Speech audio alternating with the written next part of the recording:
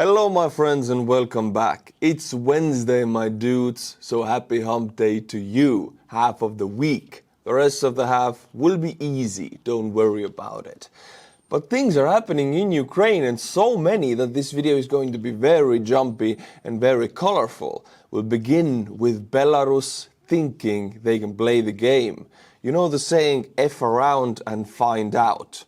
Well, Lukashenko is right now on the effing around part, because Belarus is moving a large amount of military equipment, including tanks and BMPs, to the border with Ukraine. These are photos of the long, heavy convoys heading towards the border of Ukraine. I mean, Belarus is no military superpower. They have given well over half of their entire capability to Russia at the beginning months of war, when Putin desperately needed it and ordered Lukashenko to transfer all of his working tanks and BMPs to Putin. Well, now this is what is left, and it's all moving towards Ukrainian border. Mostly it's not good. It's not good what they have. It's outdated and rusty. Well, they have the letter B on them. Russians decided to go with V, Z, and there was something else. Well, Belarus they don't want to improvise, they don't want to innovate. Just good old B, since they're Belarus. This is what it looks like, a white B. Well, Ukraine is known to be doing, they have the cross and they have the weird, like, arrow thingy on the Kursk and on the Belgorod and Bryansk. Russians have the Z and now Belarus has B. All of these forces and signs have been on invading forces. So is Belarus trying to invade Ukraine? That is the wrong question to ask, because it's not connected to reality. If Belarus tries anything, it will be Ukraine who is invading Belarus. Because if you compare Ukrainian army and Belarusian army, it is like comparing Estonian army with the French army or Estonian army with the Finnish army. We're very strong for our size, but still we are a small country. And we cannot even be compared to any bigger country. Well, Ukrainian military is almost 1 million active personnel. Belarusian military, I'm not going to go into the numbers, but it's sad. And while we're talking on Ukrainian invading capabilities and the motivation to invade, I'll jump to Ukrainians invading Belgorod. Yes, Kursk is an old topic. It's so 2005. Now it's Belgorod and Bryansk, which oblasts are also being invaded. A Ukrainian channel, usually well informed, report about Ukrainian invasion of Belgorod. Russians drank Kool-Aid. As promised, I would report on the breakthrough in Zharovlevka. Our special forces broke into the territory of the Russian Federation and eliminated Belarus, well, Russians, I cannot translate this word, at observation positions.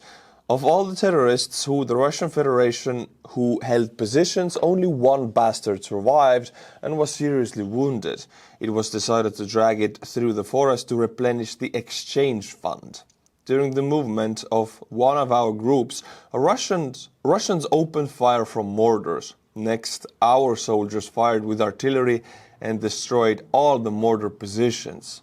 When the following happened, our main forces began to pull up, and the Peter, apparently drunk on Kool-Aid, decided that they were stormtroopers and could cut off the advance path and rushed to cut the flank.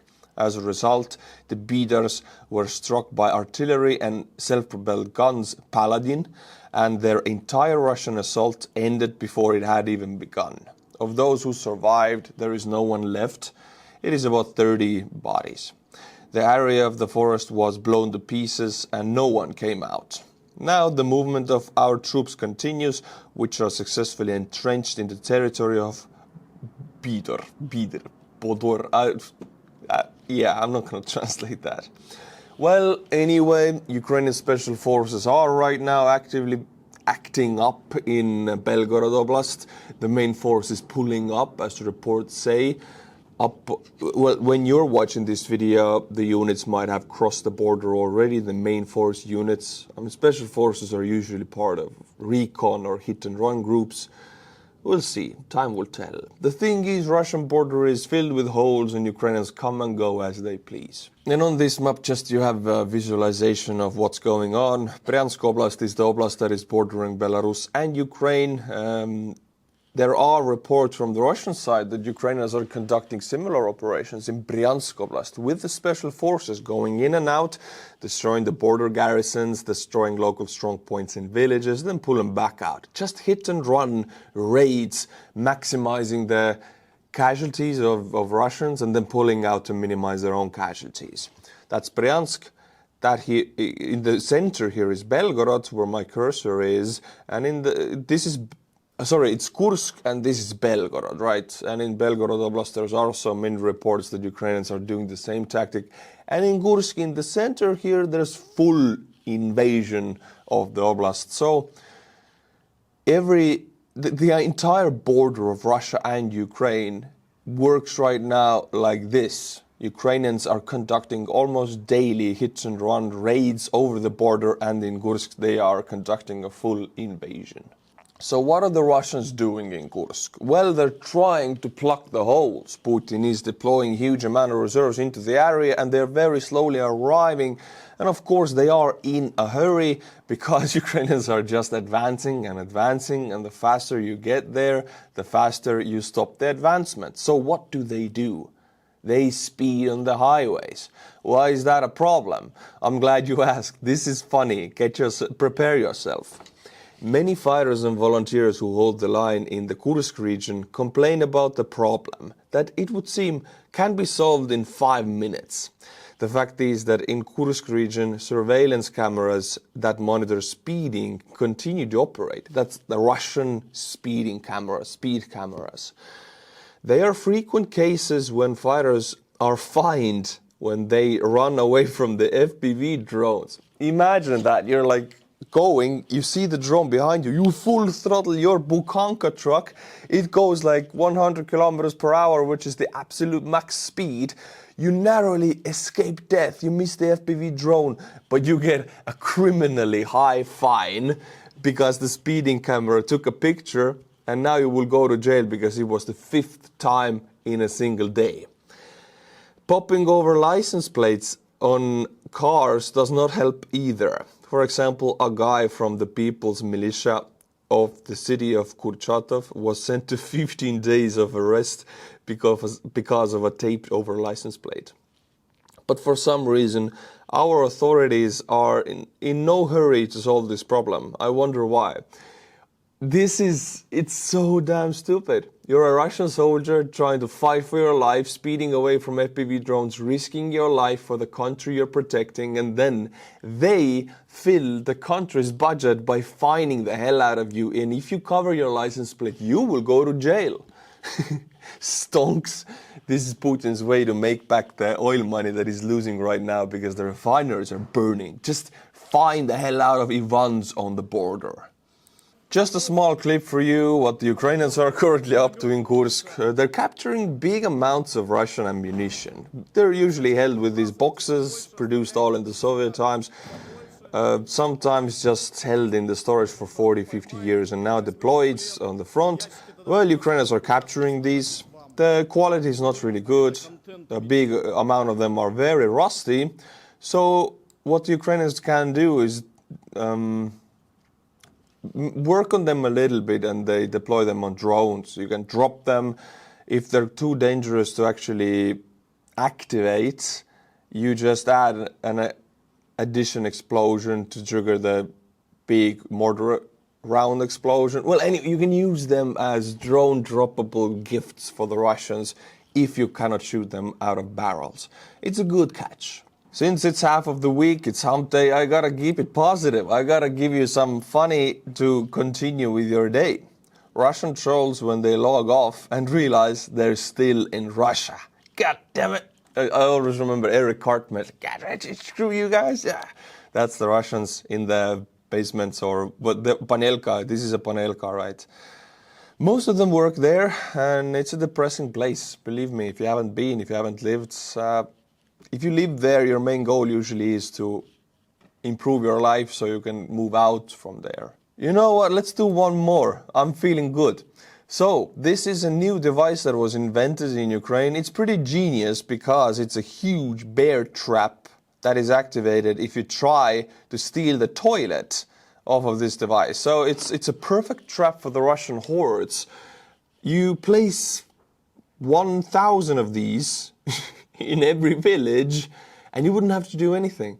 Russian soldiers would just try to steal the toilets and they would be cut in half. And with that, you would be fertilizing the Ukrainian soil. So it's like 2 in 1. Good for agriculture and eliminating the occupants. Genius. Check this out, my friends. This video just came back from the front and I want to show you the truck. So these are fighters, of course, Ukrainian fighters. And Estonian-Ukrainian flag, yeah. And what? Look, what kind of a truck is that? That is the truck that you guys bought. It is still operating on the front. Sometimes the truck is destroyed, but not this one. It is living strong. It is a Rehi truck.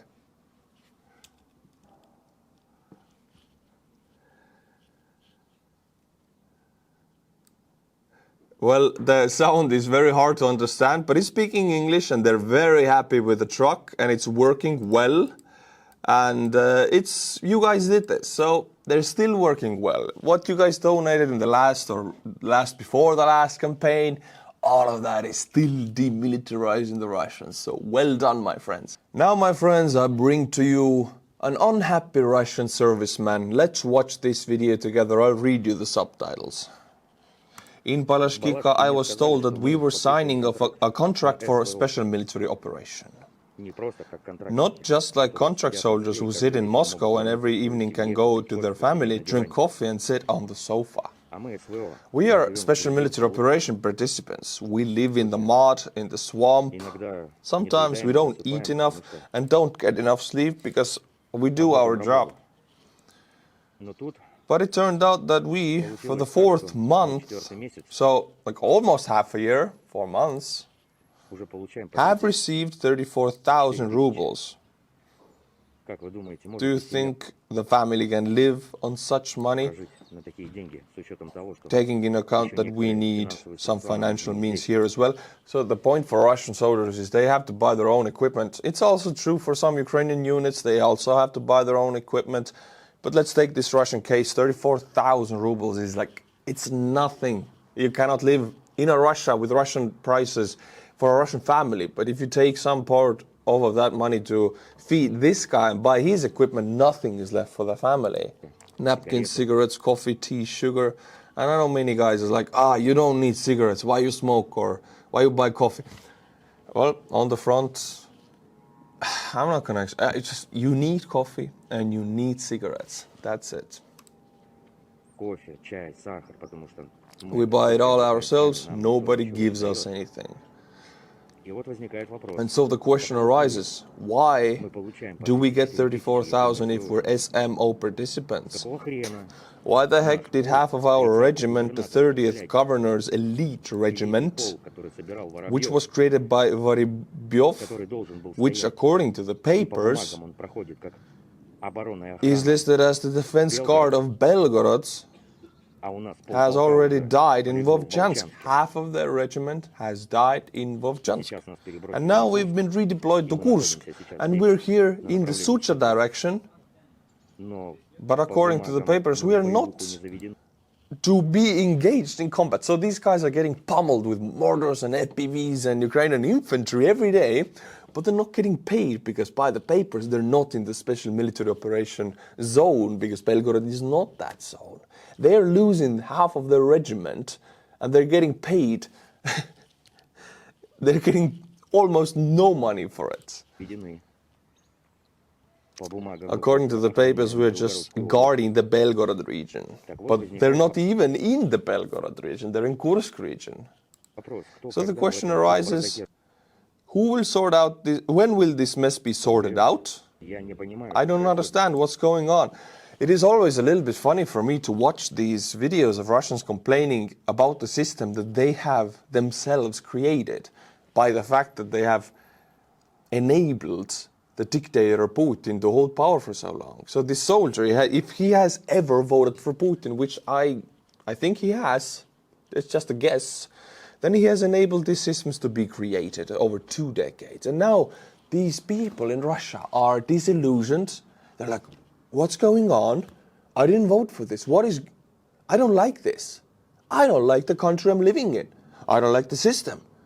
What? And then Putin uses this confusion to guide the anger towards the West. And he's like, I don't like it. Who should I blame? The West is to be blamed. It's, for me it's entertainment, but it's also very sad. We will work until the end. We have worked, we are working. We will protect the peace of your families. He's talking to other Russian families, I guess, who have lost tens of thousands of husbands and sons to Putin's pipe dreams. But this guy will keep protecting these families. But who's going to take care of our families? Why are our families abandoned? How do they live? How do they survive? I want all of these questions to be sorted out and to get at least some answer. So, this guy is on a very dangerous territory. He has been brainwashed 2 decades to not to think, to guide away attention from the problem. Now he's suddenly seeing a problem and he's very confused. Oh, there's a problem. I don't know what to do. Usually there is never a problem because they watch away, they've been brainwashed to always guide their attention away from it. Well, now this guy is on a very dangerous mission. He's discovering the world, he's discovering that his country is actually shit. So I'm very interested, where does he go in his head with this? He's like right now fighting against 2 decades of brainwashing.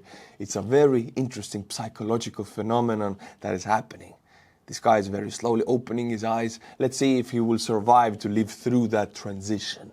Now, my friends, let's talk about Telegram and Pavel Durov. Everybody's talking about it. Yesterday, Estonian media asked me to come in. I was in the morning show. I was in a radio talking about this.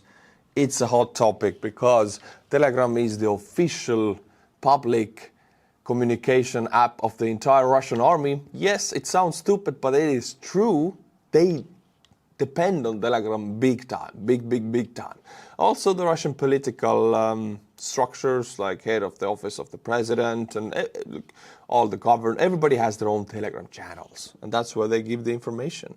Well, Pavel Durov, the CEO of Telegram, is now under arrest in France. The French were like, oh, we don't like Wagner taking our territory in Africa. Oh, sacre bleu, we will take Pavel Durov. I just offended like the entire French population. Oh my God. Okay.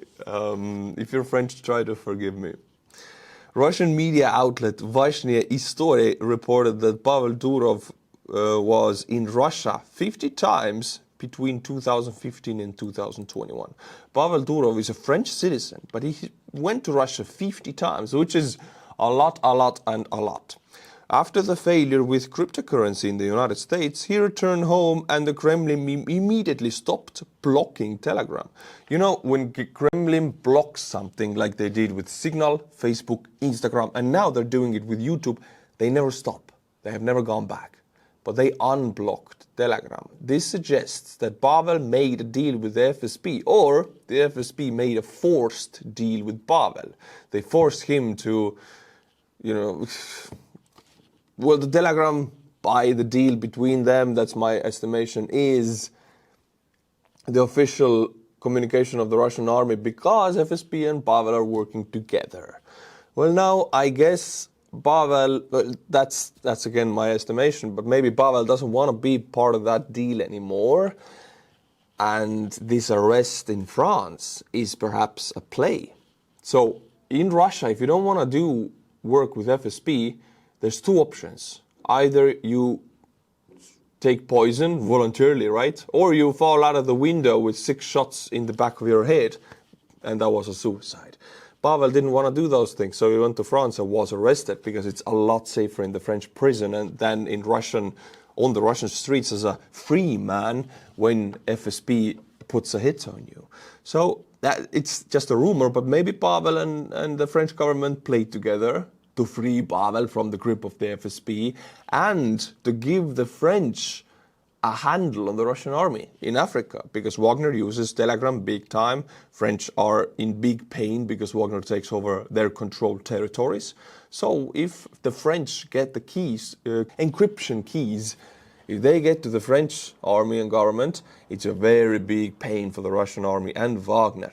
So this is a big thing. It's not only arrest of one guy. This is two armies, two systems fighting against each other. It is definitely political. Whoever tries to tell you otherwise, this is political. And it's a big hook on the Russian army. Also, the guys who are right now protesting that Pavel Durov was some kind of an angel, because there are people who are like, oh, free Pavel Durov. He was for free speech. My dude, my guy. I'm not going to even go into it. But these guys who protest, they're smooth brains. Anyway, I cannot name all the charges which the French government placed on Pavel Durov, but 12 charges were placed, were accused on him. And the charges, I mean, almost all of them include words that I cannot say on YouTube, but it's all of the charges of the worst kind you can imagine. So if it's a mock trial and it's going to actually be free somehow, but if he's gonna go away, he's gonna go away for like 20 years at least. All right, my friends, I'll bring in some memes again, because you and me, we both need it. It's Wednesday, we gotta hang out, we gotta last till Friday. 50-year-old plane in my head, yeah, 50-year-old plane in reality. It's the F-16. It is crazy that F-16 is half a century old, and it is still more advanced than most of what Russia is producing or has ever been produced in Russia. So this is a half a century old plane that is sent to Ukraine, of course with the newest radars and stuff, but still this is almost a century old plane, the top one.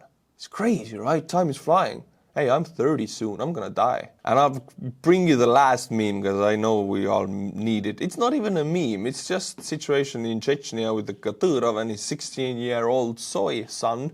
But this is what really happened.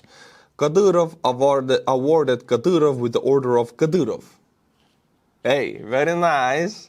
Now let's decipher that. Ramzan Kadyrov gave his son Artem Kadyrov the highest award of Chechnya, the order of his grandfather Ahmat Kadyrov. I just want like Ramzan Kadyrov, the dictator of Chechnya, or the puppet of Putin, is playing like this super religious guy who is like working with Muslim laws and lives righteously. Well, he named his son Adam. If you know anything about the names and their origins, then Adam is the Old Testament name. It's by all means, it's a Jewish name. I mean, it's a very beautiful name. I like the name. I would name it my son that, but it's a Jewish name. Ramzan Kadyrov is a Chechen Muslim. So what's up with that? The chairman of the government of Chechnya, Magomed Daudov, reported this. Adam Ramzanovich is worthy grandson of our first president, hero of the Russian Ahmat. I'm not going to read you this, you're going to vomit. But it's Kadyrov giving Kadyrov the order of Kadyrov. It's a lot of don, you know, if you have watched any interviews with Kadyrov. It's crazy inbred stuff that they do there. So a few days ago, Russia conducted their the biggest attack of this entire war. I'm not kidding you, the biggest. 235, we'll get to the numbers later, but over 200 missiles and drones were launched within one day. Ukraine shot down a lot of them, and you can see it on these numbers. UAVs destroyed and cruise missiles destroyed.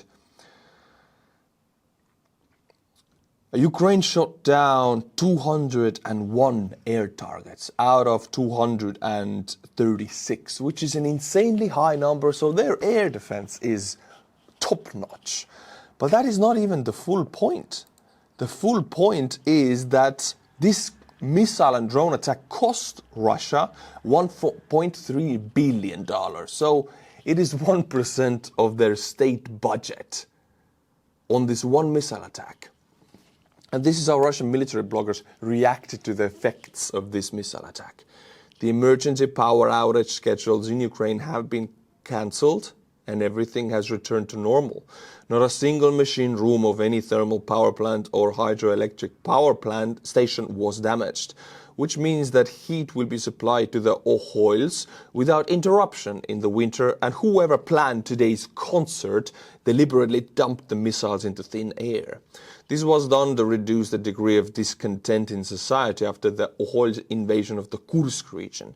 It is obvious that Pipa continues to keep his word, or he is being held by the balls and is not striking energy facilities as he should. This is some kind of disgrace.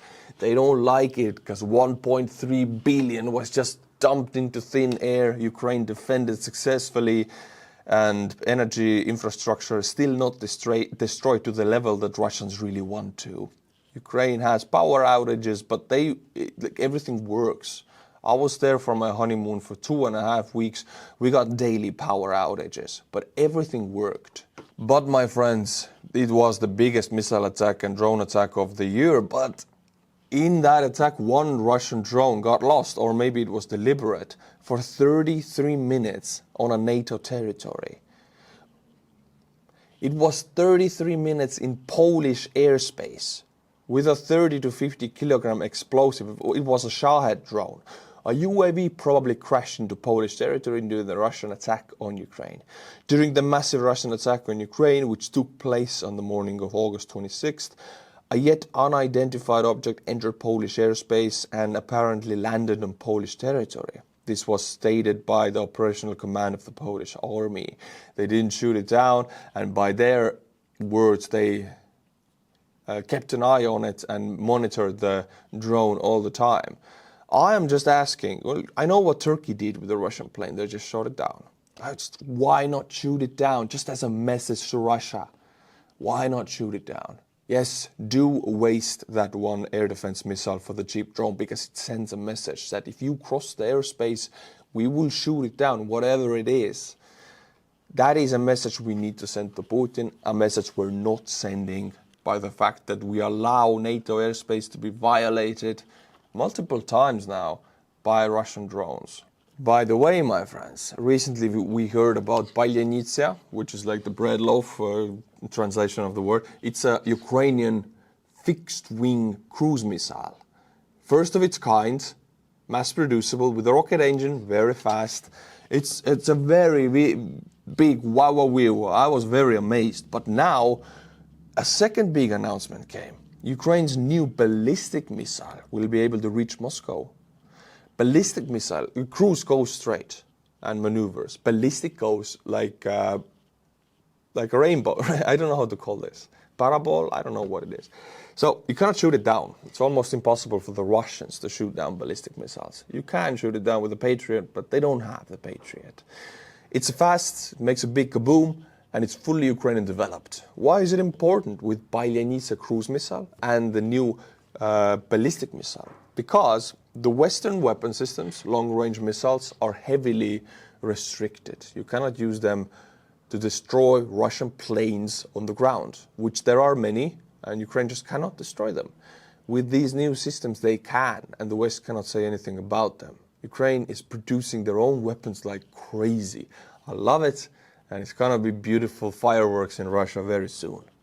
Now, my friends, I want to give you a specific story, one story from a Russian mobilization and why Putin doesn't want to declare it. Russian army is already many months in a situation when they need a mobilization. Ukraine has declared a mobilization. They have been mobilizing for over half a year. Russians don't do that. Why Putin is afraid of it? Well, the reason is right here. I'll read you a thread. It's a story. Story time. Over 600,000 Russians are estimated to have left their country since 2022 in the biggest exodus since the post-Soviet period. Many have left to avoid being mobilized to fight. One man managed to escape into exile after deserting the Russian army twice. 2 times is the chart. 3 times. Говорит не Москва, tells the story of Alexander, a 46-year-old who was chief engineer of a large construction company when mobilization was announced in September 2022. He believed that he would be protected by his company. He soon found out that this was not the case. It turns out they ripped me off. I worked for the companies whose owners were well-known and very rich people. They most likely received orders to send employees to war. Even though he had no previous military experience, he was immediately mobilized. He wasn't the only one who was such a sucker. There was about 30% of people like me, aged 38 to 45, with families, so to speak, from the middle class. From all over Russia, younger people were being called up. We tried to fight, we contacted the prosecutor's office, filed lawsuits challenging the decision to mobilize, but in response we received evasive formal replies and complaints were kicked around from one authority to another. He received minimal combat training, going to a shooting range to shoot rusty cartridges from unusable weapons. In November 2022, he was sent to Svatove in the occupied Luhansk region in eastern Ukraine. They dumped us in the forest. It was late autumn, freezing rain with snow was falling, and we had no tents, no entrenching tools, not even basic axes and saws to at least chop some sticks in the forest and make shacks. On the third day, we ran out of food and water, and they began to slowly break up the battalion. We had managed to become friends over the month, and there was discontent that we were being used like some sort of cattle, so they began to throw us into battle in groups. The first time they took away 65 people. 3 days later only 14 people came back alive. The second time they took away just the whole company, 120 people. 10 of them were left, I think. People were just taken away in lorries at night and dropped off in forest belts. No one gave them any task. They started to be shelled. There was panic. They ran away, and of course all of them were killed almost immediately. The men saw little of the career officers who commanded them, but stayed well behind the front lines, out of harm's way. The junior officer at Alexander's headquarters were all mobilized men. They were more or less able to maintain discipline in normal ways, not army ways, because they worked as civilian managers, and the career officers cowardly, petty and corrupt. Petty. I'm not going to read any more, but it gives you an idea. The first mobilization that Putin did, he thought, because his generals fed that information to him, that Russia is a big reserve army country. They will have millions of men just like that. They have Soviet warehouses filled with tents, Kalashnikovs, food, packs, everything, clothes. Turns out all of that had been sold off to make money for the generals and the lieutenants and majors. They had nothing. The troops only had their bodies, the meat. That was the biggest resource Putin got with the mobilization. No weapons, no clothing, no tents. It was a catastrophe. Almost 1 million Russians left the country after that. Some of them came back, of course. So now he knows more than the public in the West. He knows even more of how much of a catastrophe that mobilization was for his army, for the image, for the whole country, for the demographics. So he's afraid, like fire, to declare a new mobilization. Although the army needs it. They need it bad. But he cannot, because he knows the state of the Russian army and that there is no capability to mobilize. Not that there's no men. There are men by the millions in Russia to take in the army, but there's nothing to give them. No tents, no Kalashnikovs, no gear, no food, and that's the issue. And the demographic issue is also not small. 1 million working force, young men leaving the country. It's a huge blow to your country for the next 20 years. So he's afraid of that like wildfire. Now, my friends, it's hump day, and it's hump day edition of butchering the Buy Me a Coffee monthly members. I'll do it with the Estonian pronunciation, and if you have never experienced ear bleeding, then this is what you are about to experience. Joel Stonge, Edwin Meredith, Chris Alsford, Eimer, Devike Tude. Thank you to these 5 people. I really appreciate you, and you enable me to do what I do. It's because of you. Thank you. If you like my channel, you know what to do. I will be back on Friday with a new update for you. Until then, my friends, Slava Ukraini, and bye-bye.